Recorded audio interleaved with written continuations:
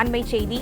உயர்கல்வித்துறையில் தரத்தை மேம்படுத்துவதற்கான புதிய வழிகாட்டுதல்களுடன் யுஜிசி 2025 மசோதா விதிகள் வெளியிடப்பட்டிருக்கிறது.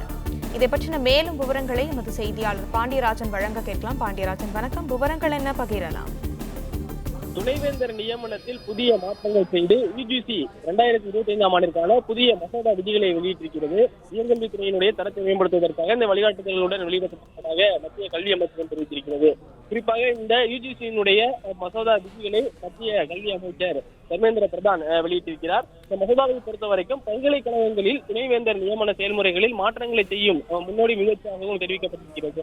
துணைவேந்தர் நியமனம் குறிப்பாக சான்சலர் அல்லது விசிட்டர் துணைவேந்தரை தேர்ந்தெடுக்க 3 பேர் கொண்ட தேடுதல் மற்றும் தேர்வு குழு அமைக்கும் அதிகாரம் பெறுவார்கள் என இந்த யுஜிசியினுடைய புதிய மசோதாவில் தெரிவிக்கப்பட்டிருக்கிறது. குறிப்பாக சான்சலர் மற்றும் விசிட்டர்கள் மூலமாக துணைவேந்தரை தேர்ந்தெடுக்கக்கூடிய கமிட்டி, அதாவது யுஜியை துணைவேந்தரை தேடி அவர்களை நியமிக்கக்கூடிய அந்த குழுவை அமைப்பதற்கான உரிமை சான்சலர் மற்றும் விசிட்டருக்கு இருப்பதாக தெரிவிக்கப்பட்டிருக்கிறது. குழுவில் தேர்வில் ஈடுபடும் உறுப்பினர்கள் முன்னணி கல்வியாளர்கள் அல்லது முன்னாள் துணைவேந்தர்கள் ஆகியோராக இருக்க வேண்டும் என்கின்ற அறிவுறுத்தல் வழங்கப்பட்டிருக்கிறது. வழிகாட்டுதல் மற்றும் நடவடிக்கைகளை பொறுத்தவரைக்கும் இந்த மசோதா விதிகளை பின்பற்றாத கல்வி நிறுவனங்களுக்கு பல்வேறு நடவடிக்கைகள் எடுக்கப்படும் என குறிப்பிட்டிருக்கிறது. யுஜிசி திட்டங்களில் பங்கேற்பதற்கும் அந்த கல்வி நிறுவனங்கள் மீது தடை விதிக்கப்படும் என தெரிவிக்கப்பட்டிருக்கிறது. மேலும் யுஜிசி அங்கீகார பட்டியலில் இருந்து கல்வி நிறுவனம் நீக்கப்படும் எனவும் தெரிவிக்கப்பட்டிருக்கிறது. குறிப்பாக இந்த யுஜிசி வெளியிட்டிருக்கக்கூடிய நடவடிக்கைகளை பின்பற்றி ஆளுநரை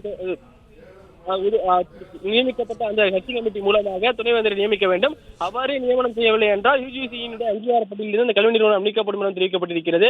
மசோதா குறித்த கருத்துக்களை பொதுமக்கள் மற்றும் கல்வித்துறை சார்ந்தவர்கள் 30 நாட்களுக்குள் சமர்ப்பிக்கலாம் எனவும் யுஜிசியினுடைய அந்த புதிய சட்ட மசோதா குறித்தான அறிவிப்பை மத்திய கல்வி அமைச்சகம் வெளியிட்டிருக்கிறது.